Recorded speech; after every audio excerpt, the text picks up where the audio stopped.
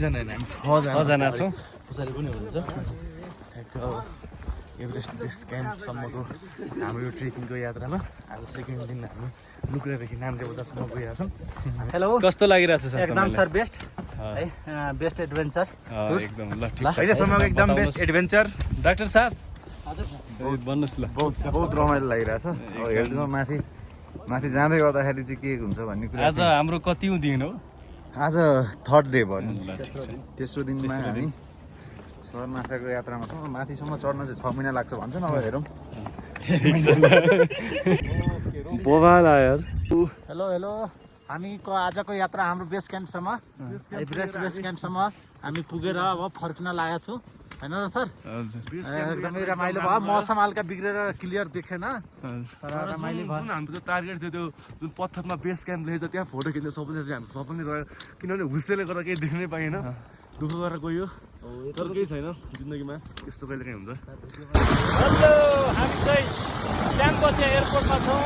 यहाँबाट चाहिँ हामी अबको 15 मिनटमा स्याङबोचेको आफ्नो झर्नेछौँ। गाइड हेर्नुहोस्, तपाईँहरू देख्न सक्नुहुन्छ एकदम राम्रो छ। दाजु कस्तो लागिरहेछ यहाँको? एक्साइटेड हुनुहुन्छ? तपाईँलाई कस्तो लागिरहेछ? राम्रो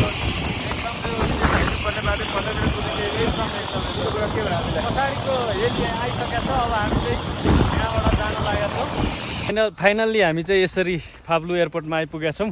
लगभग स्याङबोचेकबाट 15 मिनट पछि चाहिँ हामी यहाँ झऱ्यौँ। तपाईँलाई कस्तो लागेको छ? ट्र्याक्टरको सवारी जस्तो थियो फर्स्ट टाइम हेलिकप्टर चढ्दाखेरि। ठिकै हो, एक्सपिरियन्स राम्रै छ। जस रनवे छ यता अनि यो पछाडि चाहिँ हेलिकप्टर, यही हेलीमा हामी चाहिँ आएको हो। त्यही भएर जस ठिकै छ, फर्स्ट एक्सपिरियन्स। यसरी नै हाम्रो चाहिँ एभरेस्ट बेस क्याम्पको यात्रा चाहिँ टुङ्गिएको छ। केही भन्नु छ?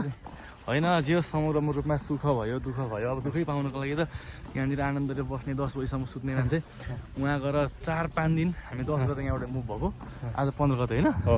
5 दिन चाहिँ रेगुलर दिनभरि हिँडेर, त्यो पनि पाहाडको बाटो, हिउँ पानी असिना केही नभनिकन त्यो समग्रमा एक्सपिरियन्स धेरै राम्रो भयो।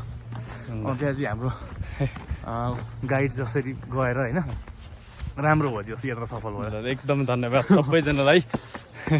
हाम्रो यात्रा रमाइलो भयो। अनि यत्रो बाटो चाहिँ अब कुनै काम पर्थ्यो भने काममा चाहिँ त्यो हिँडेको थिएन क्या हामीहरू। अब यो घुम्नुको लागि आफ्नो इच्छाले, मनदेखि इच्छा भएर नि हिँड्यो। ल हस्।